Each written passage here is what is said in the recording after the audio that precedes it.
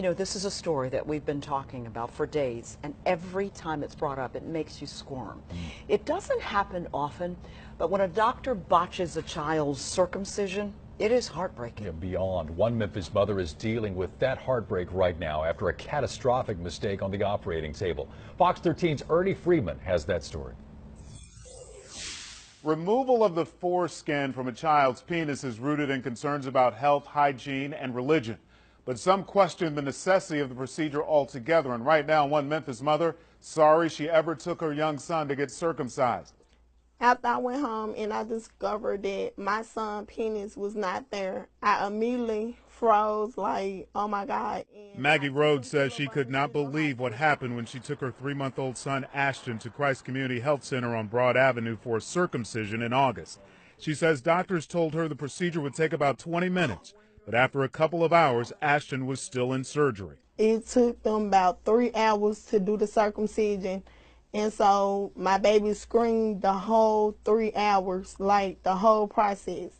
And then even when she gave him back to us, he was still screaming. Rhodes says the doctors performing the surgery obviously botched the procedure. But when it was over, she says they simply returned her screaming son to her, never telling her about the devastating mistake that had happened during surgery. I should have been notified that something went wrong in this room with your baby.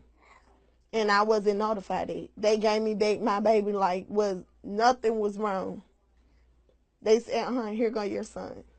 And something was wrong. Yeah, and something went wrong in that room. Something she says she didn't find out about until she went home with a still screaming son with a diaper filled with blood. She says her curious sister finally discovered Ashton's mutilated penis. When my sister pulled the cloth back, it was covering blood and wasn't no penis there. All that was left, a partial penis and his tiny testicles. Rhodes says Ashton urinates through a hole in his penis.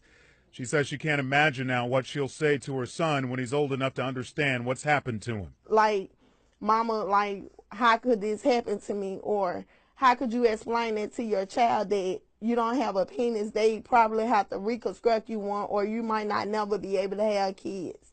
That don't sit well with me at all.